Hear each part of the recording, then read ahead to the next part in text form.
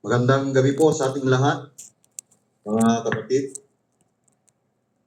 2 Corinthians chapter 9, verse 5 to 11 sa ating mga Biblia. Malakas po ba? Okay lang po, narinig niyo po ako mga kapatid. Malakas na yan, malakas. Salamat po. Therefore, in verse 5, therefore I thought it necessary to exhort the brethren that they would go before unto you and make up beforehand your bounty, whereof ye had noticed before, that the same might be ready as a matter of bounty and not as of covetousness. Yan po yung ating pinag-aralan nung last Wednesday. But this I say, he which soweth sparingly shall reap also sparingly, and he which soweth bountifully shall reap also bountifully. Every man according as he purposeth in his heart, so let him give, not grudgingly or of necessity, for God loveth a cheerful giver. And God is able to make all grace abound toward you, that ye always having all sufficiency in all things may abound to every good work. As it is written, he hath dispersed abroad, he hath given to the poor, his righteous remaineth forever. Now he that ministereth seed to the sower, both minister bread for your food, and multiply your seed sown, and increase the fruits of righteousness, being enriched in everything to all bountifulness, which causeth through us thanksgiving to God. Gusto po natin makita ngayong gabi yung 2 Corinthians chapter 9 verse 7, every man according as he purposeth in his heart, so let him give, not grudgingly or of necessity, for God loveth a cheerful giver. Gusto ko pong pamagatan yung ating pag-aaralan ngayong gabi, mga kapatid, the power of a generous, cheerful giver. The power of a generous, cheerful giver. Tayo po ay manalangin, Panginoon, pagpalain niyo po ang iyong banal na salita na siyang may pangaral. Totoo, Panginoon, na ito po isang katotohanan sa aming mga buhay. Tulungan mo nga po kami na mayangat, Panginoong Diyos, ang antas, Panginoon, ng aming financial na pangangailangan, sapagkat alam po namin sa araw-araw ay nakikipagbaka po kami, Panginoong Diyos, sa mga kahirapan ng buhay. Tulungan mo nga po kami at bigyan niyo kami ng karunungan kung paano ma-manage ang mga material na bagay na ito, Panginoon, na siyang ipinagkatiwala mo sa amin. Kinikilala po namin na ang lahat ng mga ito ay ang hindi po naming pagmamayari. Ito po ay pinagkatiwala mo lamang sa aming buhay na kinakailangan po na kami maging tapat, Panginoong Diyos, na tagapangasiwa at tagapangalaga ng mga bagay na ito. Pagpalain niyo pong aming sarili, pagpalain niyo ang aming buhay sa pangalan ng aming Panginoong Yesus. Amen at Amen. Bibihira lamang po sa ating mga pulpit na naririnig po ang ganitong mga kausapin, sapagkat ang parang pakiramdam po ng marami ay kapag tayo po ay nangangaral ng pagbibigay, mga kapatid, ay yung mga tao ay parang ang kanilang pakiramdam ay kawalan po sa kanila. Ano po? Pero ito po ay isang magandang prinsipyo na iniwan po sa atin ng ating Panginoong Kristo, lalo na po doon sa Matthew chapter 6 verse 33, na yung ating pinaka-pattern. Ang sabi niya roon ay, but seek ye first the kingdom of God and His righteousness, and all these things shall be added unto you. Maya-maya po ay makikita po natin, pag-aralan po natin yung prinsipyo na yan Kaya yung Matthew 6:33 ay bahagi po ng ating spiritual battle po, mga kapatid, everyday, sapagkat alam po natin, hindi pwedeng nakaupo lang po tayo sa sulok, kundi araw-araw ay naghahanap po tayo ng pagkakitaan. Pero may pattern ng Panginoon, may promise ang Panginoon sa Matthew 6:33. Ang sabi niya, but seek ye first the kingdom of God. Kaya dito, para po sa ating panimula, ay may mga dahilan kung bakit hindi po tayo nakapagbibigay.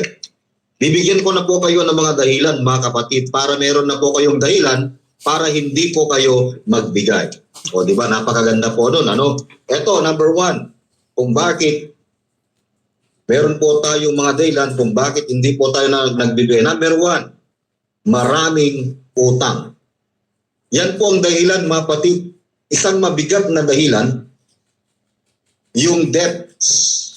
At kuminsan kahit anong laki ng ating kinikita sa araw-araw nating pamumuhay, bakit parang mas nalulubog tayo sa utang? Na minsan, sa buhay po natin, yung ating kinikita araw-araw ay kulang pa. Meron bang dahilan? Baka naman po ay gumagasto tayo ng mas sigit pa sa ating mga kinikita.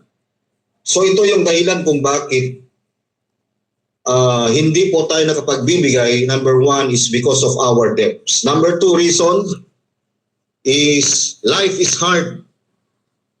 Ang buhay po ay mahirap. Magbibigay na nga kami, pastor. Hirap na nga kami sa buhay eh. Marami pa kaming utang. Ano pang pwede namin ibigay? Kapatid, hindi ka naman pinipilit na magbigay. Tandaan po natin, ang pagbibigay ay hindi po ito sa pilitan na ating ginagawa. Yan. Number 3, lack of expenses. Maraming gastusin. Maraming utang, maraming gastusin. Bayad mo sa ASA, bayad mo sa card, e-card, bayad mo sa Bombay, bayad mo sa home credit, bayad mo sa kuryente, sa tubig, yung pambayad mo sa kapitbahay, mapatid. Kaya minsan, karamihan sa atin, namamatay na lang tayo na nakasimangot dahil sa dami ng mga utang na dinaanan sa buhay, mapatid. Pang-apat na dahilan, hindi ko na po ito, kasi ito po ay napakahabang preaching po ito. Actually, apat na isang buwan po namin tinakel po ito. Pero ipipreach ko lang po ito ng around 40 to 50 minutes po sa inyo, mga kapatid. Pang-apat na dahilan, low budget income, kakaunti ang kinikita. Ito po yung realidad ng buhay. Kung bakit hindi po tayo nakapagbibigay. Pero kung titignan po natin, mga kapatid, yung tinatawag nating concept of giving o yung konsepto ng pagbibigay ay binanggit na po sa atin sa verse 7 ng 2 Corinthians chapter 9, every man according as he purposeth in his heart, so let him give. This is the concept, not grudgingly.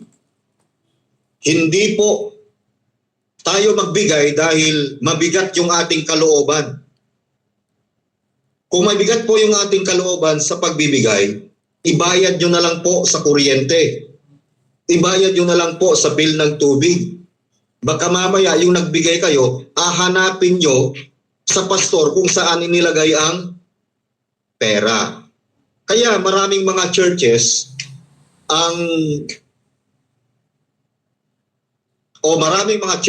maraming mga members na divide ang kanilang kaisipan. Sapagkat minsan kapag usaping pera, talagang mahirap na pong pag-usapan po ito sa loob ng iglesia. Pero sabi ko nga kanina, mapatid, meron tayong pamantayan. Gusto kong may pakita sa inyo, mapatid, na ang konsepto ng pagbibigay, giving is sowing. Ang pagbibigay po ay pagbibinhi. It is not losing. ang pagbibigay mga kapatid ay hindi po ito kasama sa gastusin. So una, makita po natin dito, number 1, sa 2 Corinthians chapter 9 verse 6, makikita po natin yung verse 6, ang sabi niya, "But this I say, he which soweth sparingly shall reap also sparingly, and he which soweth bountifully shall reap also bountifully."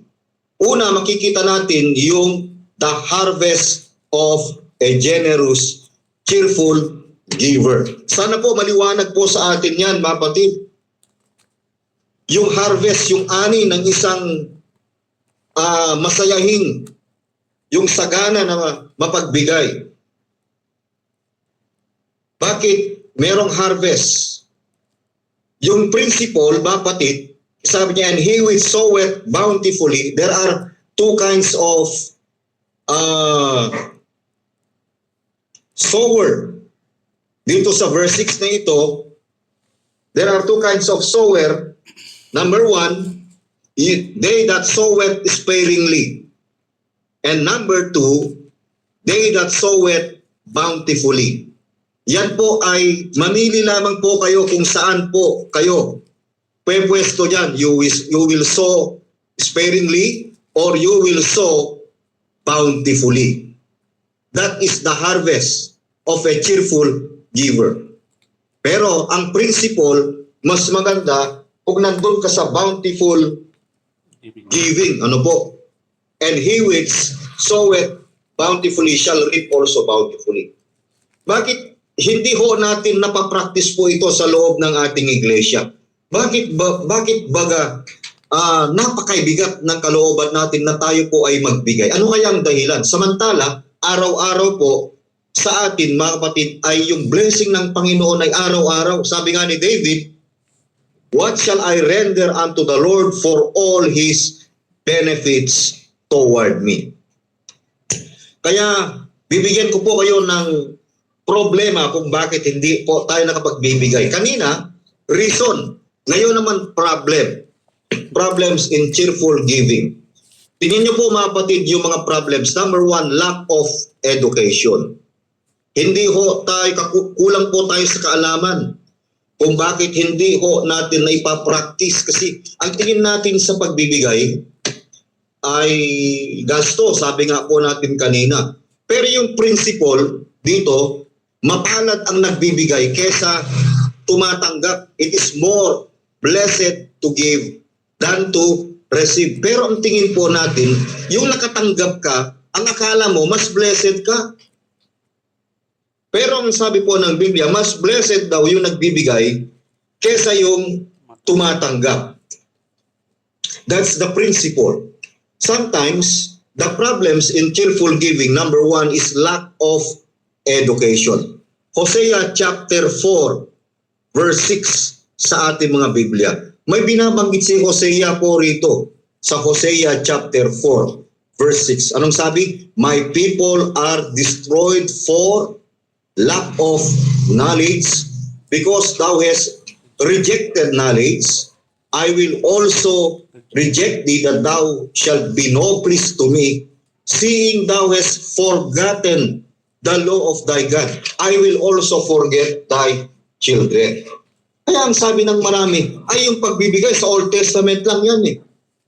Batas kasi yan ng Panginoon eh. Mali kayo, mga kapatid. Actually, ang Old Testament times, nagbibigay sila dahil sa batas. Hindi ho, meron din pong cheerful giving actually sa Old Testament. Kung titignan nyo po ang Deuteronomy chapter 28, titignan nyo po ang 1 Chronicles chapter 29, kung hindi po ako nagkamali. Yan po yung mga chapter na yan, yung mga cheerful giving po sa panahon ni David nung sila po ay magtatayo ng bahay-sambahan ng Panginoon nung panahonan na yan. Kaya minsan, nagiging negative side ang tingin po natin sa pagbibigay because of the lack of education. Number 2, reason or problem in cheerful giving is ganito yung ating kaisipan, I cannot afford to give. Hindi ko kaya ang magbigay. Pero kung tingnan nyo po, mga kapatid, yung Luke chapter 21, verse 1 to 4, merong isang matanda po doon, merong widow woman na nagbigay. Kung tingnan po natin ang Luke chapter 21, verse 1 to 4, ang sabi niya, and he looked up and saw the rich men casting their gifts into the treasury. Nandito ang Panginoon sa templo, tinitignan niya yung mga mayayaman kung paano sila nagbibigay o nangaguhulog ng kanilang mga alay sa kabangyaman. At nakita niya isang dukhang babaeng balo.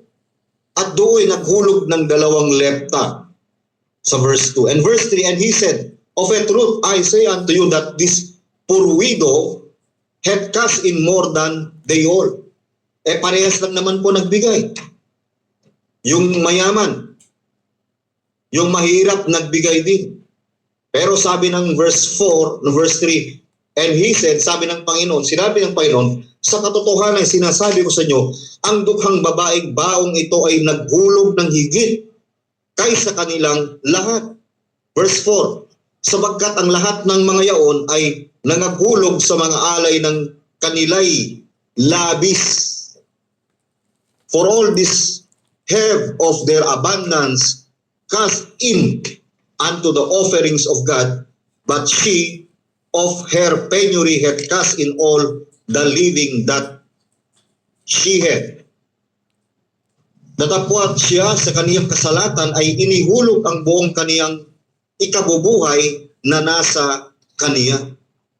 Ibig sabihin po, yung mga mayayaman nagbigay lamang sila dahil labis or sobra-sobra yung kanilang kayamanan. Mga kapatid, ang measurement nila ay yung pagiging labis ng kanilang mga material na bagay. Maaring yung kanilang binigay ay yung mga bagay na hindi po nila kailangan. Pero ang babaeng balong ito, out of his heart, he had cast in. Hindi cast out, O dito nakuha yung ng GCash, may cast in. Cast in or cast out? Sabi niya, but she of her penury had cast in all the living that she had. At kanyang inihulog ang buong kaniyang ikabubuhay na nasa kanya. Bakit po tayo nagbibigay? Ang pagbibigay, gusto po natin makita, ay bahagi ito ng pasasalamat sa Diyos. Mga kapatid. Kaya sa grace giving, hindi ho tayo nagbibigay dahil ito po ay batas. Kundi bahagi po ito ng pasasalamat. Number 2, bahagi po ito ng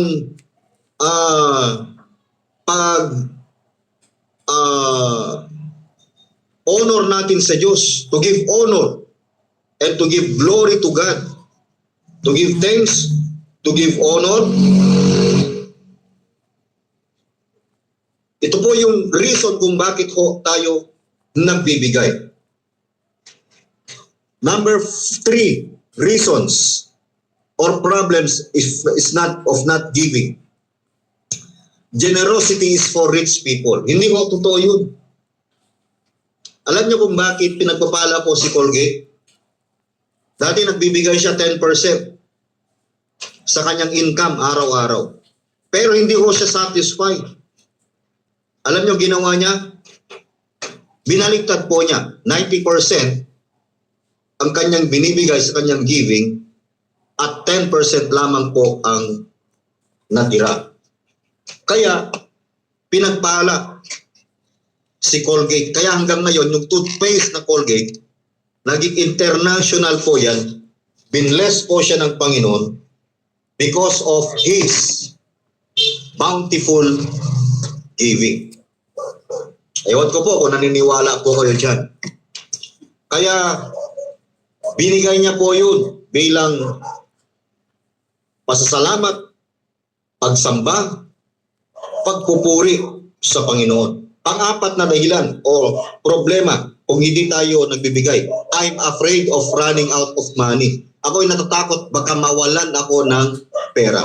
Alam niyo mga kapatid, wala akong nakitang nagbigay sa Panginoon na nabankrupt.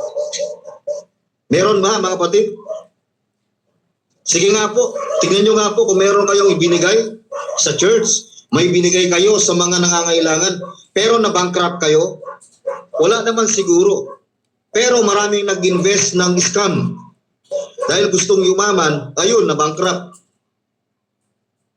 Kasi mas gusto nating paniwalaan yung prinsipyo ng tao kaysa prinsipyo ng Diyos Kaya ang marami, parang believer lang tayo sa one side. One-sided believer lang. Alam nyo, sabi ni Paul, we must preach the whole counsel of God.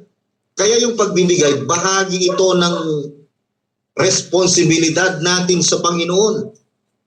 Sapagkat alam natin, yung blessing ng Panginoon, mga kapatid, ay gusto nating maging katiwala. Alam nyo, yung mga blessing na yan, katiwala lang tayo ng Panginoon sa araw-araw Hindi ho natin pagmamay-ari po yan Gusto natin ibalik lamang yung bagay na para sa Diyos, mga kapatid. Kaya yung ating stewardship ay nahahati sa 4 na bagay. Nandyan po yung stewardship in time. Kaya sa New Testament, hindi lamang yung ating finances tayo magiging steward, yung ating time is required, our talent is required, our treasure is required, and our testimony is required, mga kapatid. Kaya dito, makikita po natin na meron po tayong pattern. May binigay po na pattern po sa atin doon sa Matthew 6:33. But seek ye first the kingdom of God. That is the principle. Seek ye first. Makikita po natin. That is the priority. Tingnan natin yung Matthew 6:33. Gusto ko pong ma-expose po sa natin yung Matthew 6:33. But seek ye first the kingdom. That is our priority, mga kapatid. Nandyan po yung panahon po natin. But seek ye first the kingdom of the priority and His righteousness. That is the pattern. And all these things shall be added unto you. That is the promise. And all these things at ang lahat ng mga bagay na ito ay pawang idadagdag sa inyo. Hindi niya sinabing seek ye first your job. Hindi. Your income. But the principle or the priority is to seek first the kingdom of God. Make God as our top priority. Kaya makikita natin mga kapatid dito yung harvest. Harvest of a cheerful giver. Either you will reap bountifully or you will reap sparingly. Kaya sabi ng Galatians 6:9, and let us not be weary in well-doing, for in due season we shall reap if we faint not. Huwag tayo magpagod sa paggawa ng mabuti, sapagkat sa kapanahunan ay magsipag-ani tayo kung hindi tayo mangang ihimagot. So nakita natin sa verse 6 ng 2 Corinthians chapter 9 verse 6, yung tinatawag na the harvest of a generous, cheerful giver. Verse 7, every man according as he purposeth in his heart, so let him give, not grudgingly or of necessity, for God loveth a cheerful giver. Every man according as he purposeth in his heart. Number 2, the heart of a cheerful giver. Sa verse 6, nakita natin the harvest of a cheerful giver. In verse 7, makikita natin the heart, ang puso ng isang sagana at masayahing nagbibigay. Alam nyo mga kapatid, kung sagana ang puso natin, hindi man tayo sagana sa ating finances, kung sagana ang puso po natin na walang halong kabigatan o walang halong nagbibigay tayo dahil mayroong kailangan, mayroong pupunuin, kung sagana yung ating puso, mga kapatid, na magbigay, makikita po natin yung product ng ating pagbibigay. So inulit to sa Acts 20:35. I have showed you all things, how that so laboring ye ought to support the weak, and to remember the words of the Lord Jesus, how He said, nandito po yung principle, it is more blessed to give than to receive. That is the principle of giving. You are more blessed to give than to receive. Hindi naman po tayo umaasa kapag tayo magbibigay, bukas meron agad. Hindi ho. Merong seasons of reaping, mga kapatid. O sabi ko sa kapatiran, merong isang kasama namin dito dati, binigyan siya ng isang salop na black beans. Sabi ko sa kanya, sabi nung taong nagbigay, Pastor, ano mo to, itanim mo yung bagay na ito, yung buto na ito. Isang salop, ha? Black beans. Para merong balang araw, marami tayong i-harvest. Hindi niya itinanim niya mga kapatid. Pero ibang proseso yung ginawa niya. Itinanim niya sa tiyan niya. Niluto yung binhi. Embes na itatanim namin yun para magkaroon ng mas marami pang harvest. Alam nyo, niluto niya, kinain niya ng minsanan. O hindi ko na sasabihin kung sino yun. Kilala ng ibang pastor po yun. Kaya lagi kong ginagamit ko ito na example. Hindi sayang yung nagbibinhi tayo, yung nagbibigay tayo, mga kapatid. Yung principle, it is more blessed to give than to receive. Another principle in Luke 6:38. Anong sabi ron? Give and it shall be given unto you. Good measure. Good measure. Ang giving nagsisimula saan? Sa good measure. Secondarily, press down. Nag-enlarge mga kapatid. Sinisiksik. Shaken together. Yung third level of blessing. Shaken together. And fourth level, running over. Ibig sabihin po, hindi po nauubos. Hindi po nawawalan. Running over. Ang biyaya ng Diyos ay overflowing. Ang biyaya ng Diyos ay overtaking, overflowing, overloading. Yan, i-outline po namin nung nakaraan po yan, mga kapatid. At makikita po natin dito yung good measure, yung press down, shaken together, and running over. Shall men give in to your bosom, for with the same measure that ye meet withal, it shall be measured to you again. Kaya sa amin dito, yung aming giving, mga kapatid, ay it is an investment with a promise return. Bakit promise return? Nandun yung principle sa Matthew, principle and promise ng Philippians 4:19 But my God shall supply, and all these things shall be added unto you. But my God shall supply all your need according to His riches. Hindi ko natin kayang ubusin ang kayamanan ng langit, sabi po ng Biblia. Bakit ko tayo magbibigay? What is the purpose of a cheerful giver? Ano ba ang layunin ng isang masayang mabibigay? Ang layunin ng isang masayahin nagbibigay ay makikita po natin sa Proverbs 28:20. Makikita po natin doon yung Proverbs 28:20, ang sabi niya, a faithful man shall abound with blessings. Ang dahilan kung bakit ho tayo, ang layunin ng isang cheerful giver is to be faithful. a faithful man shall be abound with blessings. Paano tayo pagtitiwalaan ng Panginoon sa mga malalaking biyaya kung hindi naman tayo tapat? Gusto lang natin tumanggap, ayaw natin magbigay. Pwede ba yun, mga kapatid? Pero alam nyo, kahit hindi tayo faithful, ang Diyos faithful pa rin eh.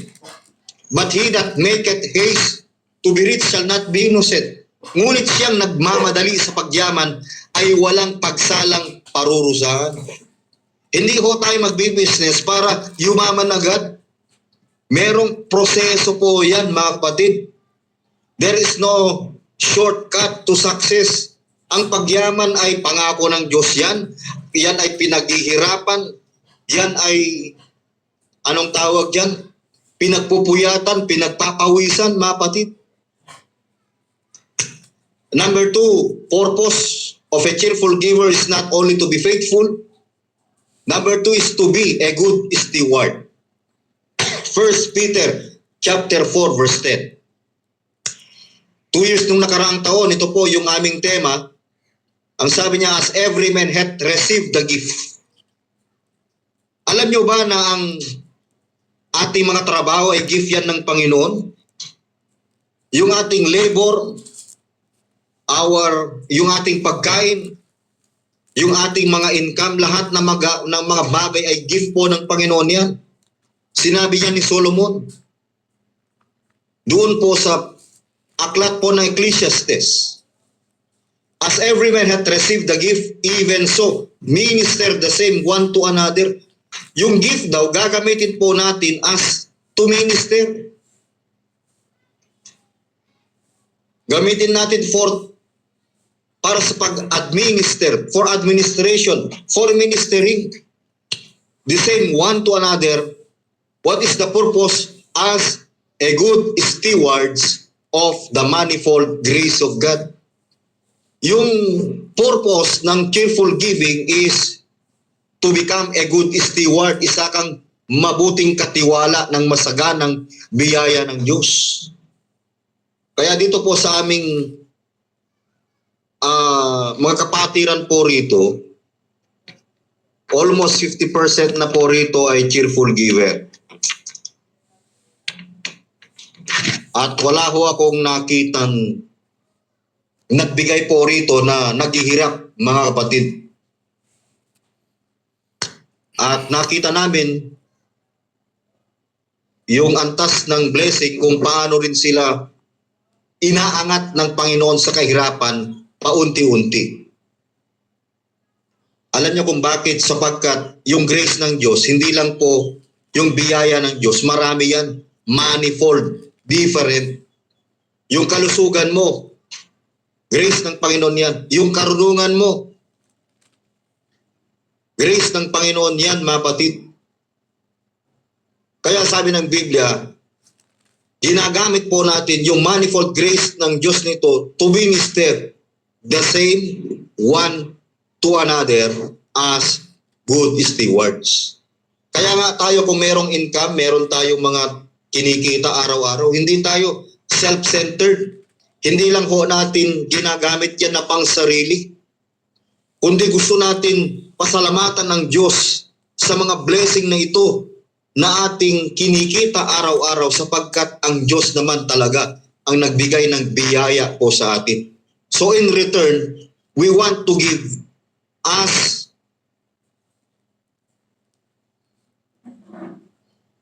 kaya ho tayo nagbigay para magpasalamat, mga kapatid, sa portion. Hindi naman kailangan ng Diyos ang pera eh.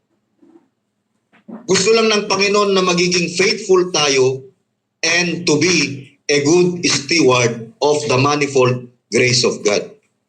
Kaya sabi ko, kung hindi nyo unawa ng giving, huwag ka magbigay. Baka hindi pa panahon.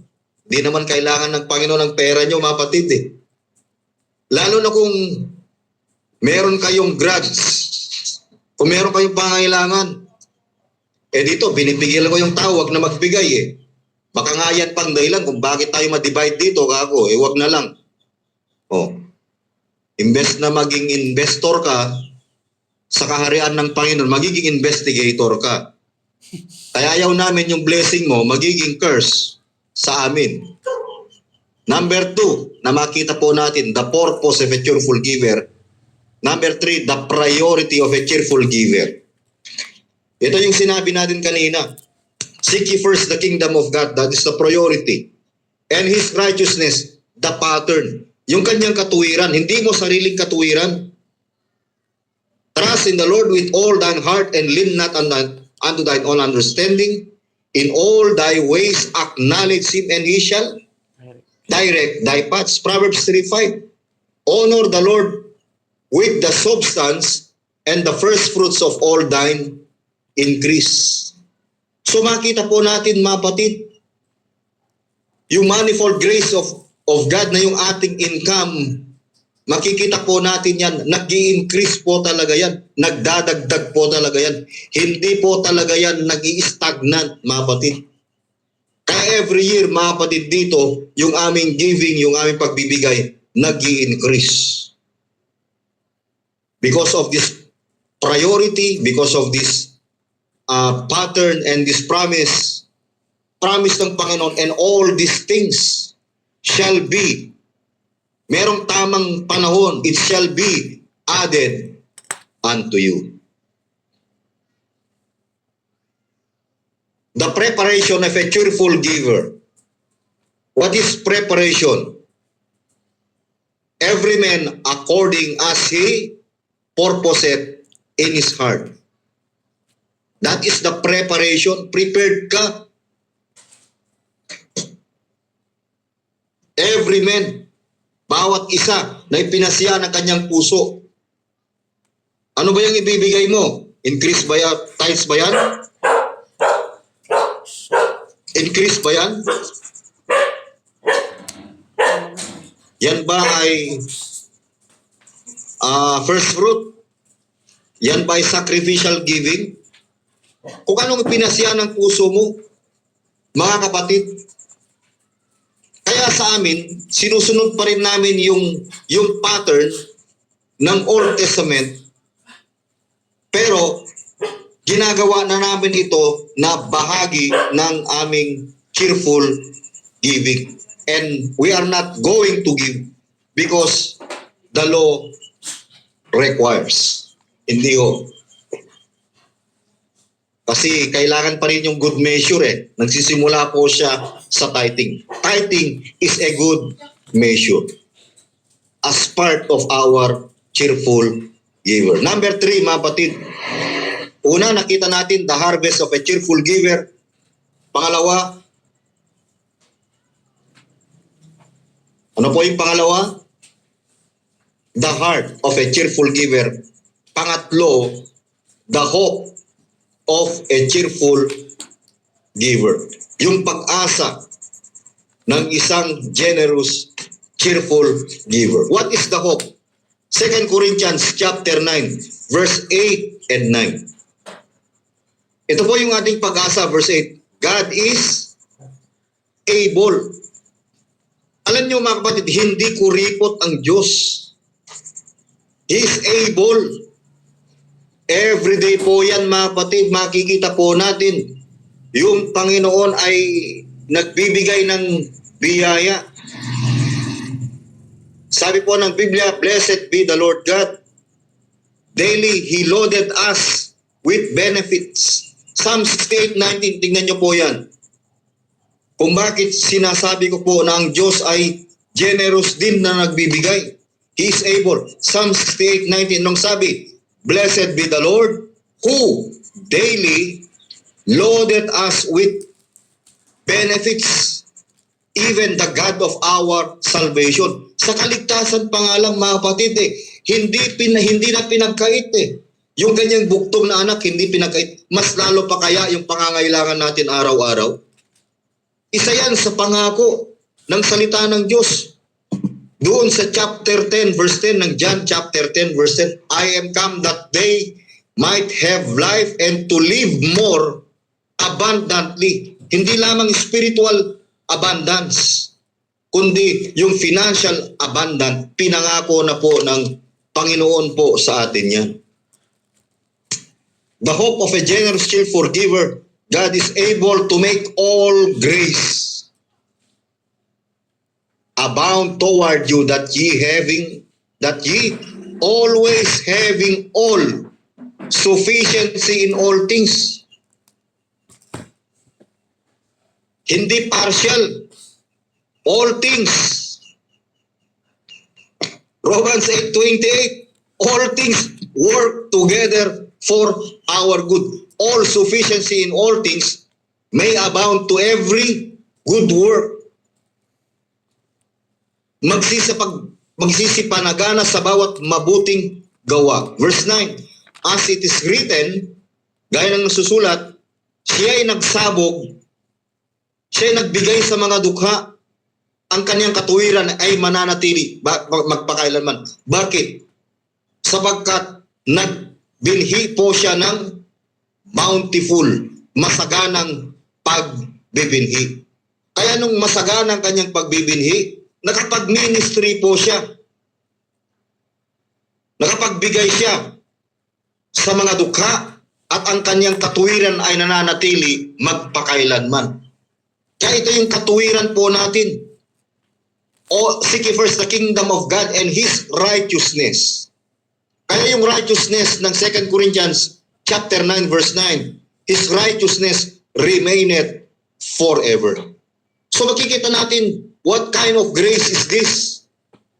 This grace, sabi ng Biblia, the hope of a generous forgiver is number one. We will see the supplying grace of God. Philippians 4:19, but my God shall supply. Bakit sinabing our God? Hindi siya sinabing our God. Sabi ni Paul, his God is personal. He knows that his personal God will supply all his need according to his riches. Yung riches, hindi yan galing sa loto. Hindi yan galing sa sweepstake. Hindi yan galing sa scam. Hindi galing yan sa agimat ninyo. Mga kapatid, anong tawag dyan? Yung lucky charm na sinusunod nyo. O nilalagay nyo dyan sa harapan ng table na naggaganon, no? Nagtatawag daw ng ano? Ng Swerte. anong tawag dyan? Swerte. Maniwala kayo dyan sa swerte na yan. Yung prinsipyo ng kailangan ng salita, but my God shall supply. Merong right timing. May time salvation. Pati pala yung finances. May time salvation. My God shall supply all your according. What is the basis? To His riches. Hindi kayamanan ng iba. The blessings of the Lord, it maketh rich. He added no sorrow in it. Walang kapighatian ng blessing ng Panginoon. He will supply all your need according to His riches in glory by Christ Jesus. Kaya the grace of God is supplying. Number 2, the grace of God is sufficient grace. Oh. Bakit sufficient? Maglagay tayo ng Old Testament, 1 Kings 17. Chapter 10, verse 17. 1 Kings chapter 17, verse 10. Sabi ng Diyos kay Elijah, Oy Elijah, pumunta ka doon sa Sarephat. Anong gagawin ko doon, Panginoon? Mayroong babaeng balo doon, inihanda ko. Pakakainin ka niya. Sipin nyo yung verse 10. Bakit babaeng balo pa? Bakit mahirap yung ginagamit ng Panginoon? Kasi ang kalooban ng Diyos, yung babaeng balo doon na magbibigay sa kanya ng pagkain, ay gusto niyang itaas yung antas ng kanyang pamumuhay. Sapagkat nung panahon na yan, mayroon pong taghirap, mayroong taggutom. Ilang taon? 3.5 years. There shall be no rain. Sabi ni James chapter 5:17, tingnan niyo po yung James chapter 5 verse 17. Inulit yan ng Panginoon yung senaryo James chapter 5 verse 17. Anong sabi? Elias was a man, subject to like passion as we are, and he prayed earnestly that it might not rain. And it rained not on the earth by the space of 3 years and ilan? 6 months. 3.5 years. Walang makain. Kaya yung senaryo rito, kung basahin niyo 1 Kings 15, 14, 15, 16, 17, 18, 19, yung mga tao, ang kinakain nila, karne ng tao. Mga kapatid, hindi ko na po bubuklatin yan. Buklatin nyo na lang. Kaya pagkatapos niya dun sa Brook Cherry, nandun yung uwak na nagpapakain sa kanya day and night. Nung naubos, punta ka naman sa Zarephath. Kaya dun sa verse 10 ng 1 Kings 17:10, so he arose and went to Zarephath, and when he came to the gates of the city, nung nandun na po siya sa pintuan ng bayan, nakita nga niya yung balo, nandun na siyang namumulot ng patpat. At sabi niya, sinabi niya, sinasamo ko sa iyo, dalhan mo ako ng kaunting tubig sa inuman upang aking mainom. Siyempre, maglakad ka ba naman from Cherith to Zarephath? No. Sinong hindi mauuhaw doon? Siguro pawis na pawis tong si Elijah. Verse 11, verse 10, nag-request siya ng tubig.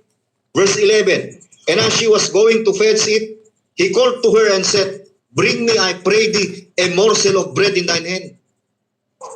At nang siya yumaon upang kumuha, tinawag niya yung babae at sinabi, dalan mo ako, isinasama ko sa iyo ng isang subo, isang dakot lamang ng tinapay sa iyong kamay. Alam niyo mga kapatid, minsan, sa kahirapan ng buhay, yung katawagan ng kasabihan ng Pilipino, nabubuhay lang kami, isang kahig, isang tuga. Alam nyo ba na ang blessing nagsisimula yan sa morsel of bread, sa isang dakot, sa isang maliit na bagay. Dati-rati naman, makapatiran dito, halos parang widow woman, ang hirap ng buhay eh. Isang dakot, nagsimula sa morsel of blessing.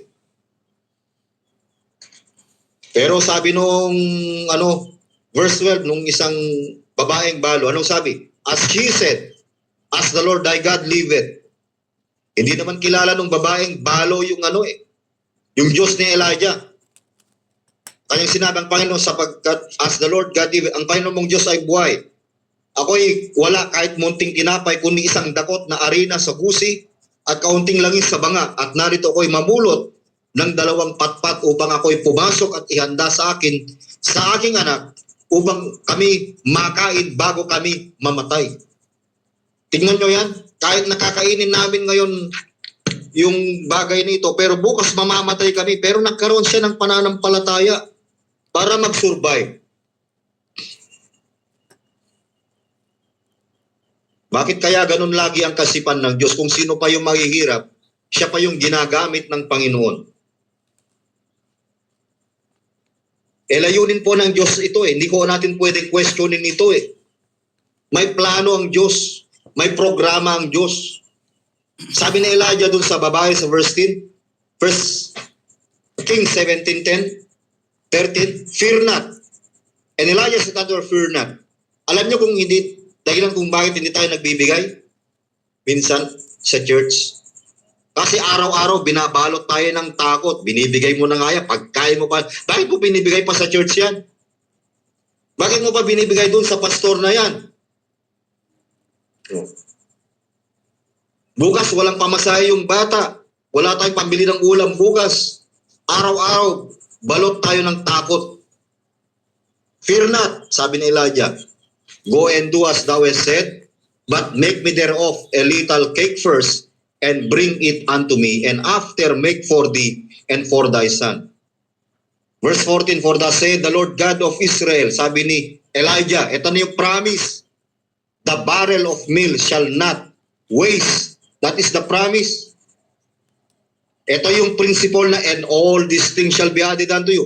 The barrel of meal shall not waste, neither shall the cruse of oil fail, until the day that the Lord sendeth rain upon the earth. Hanggang sa matapos ang 3.5 years na tagtuyot, ang pangako ng Panginoon, yung barrel of meal, yung morsel of blessing, it will become a barrel of blessing. Kaya the barrel of meal shall not waste, neither shall the cruse of oil fail, until the day that the Lord sendeth rain upon the earth. And she went and did according to the saying of Elijah. Hindi ho nag-atubili yung babae, hindi ho siya nagdalawang isip.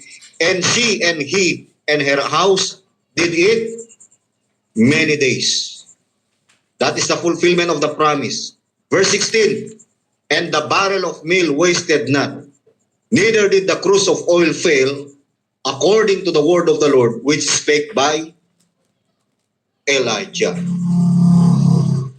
Alam nyo mga kapatid, ang sikreto ng blessing, nagbibigay tayo according to the word of the Lord. Yung babae po, nakakain hanggat natapos yung space of 3.5 months. Verse 17, it came, hanggang 16 lang, the barrel of meal wasted not, neither did the cruse of oil fail, according to the word of the Lord, which spake by Elijah. Alam nyo, sufficient grace. Nandoon, pangatlo, makita natin, satisfying grace. Bakit? Nagtagal in the space of 3.5 years. Sabi ng Diyos kay Paul, Panginoon, pagalingin mo ako. My grace is sufficient for thee. Alam nyo yung mga bagay na to, hindi naman natin hinihingi sa Panginoon. Pero masasabi natin, tunay na ang biyaya ng Diyos ay supplying, tunay na ang biyaya ng Diyos ay sufficient, at tunay ng biyaya ng Panginoon ay satisfying. And that is the hope of a generous, cheerful giver. And God is able to make all grace abound toward you. That is the power of sowing, or that is the power of a generous, cheerful giver. Number one, the power of a generous, cheerful giver. Nagsisimula po tayo ng harvest of blessing. The harvest of a generous, cheerful giver. Number two, the heart. It requires the heart of a generous, cheerful giver. And number three, the hope of a generous, cheerful giver.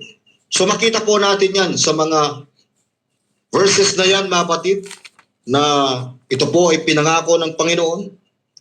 Nawa, mga kapatid, ay nakita po natin yung biyaya o yung kapangyarihan ng isang masagana at masayang nagbibigay para sa gawain ng Panginoon.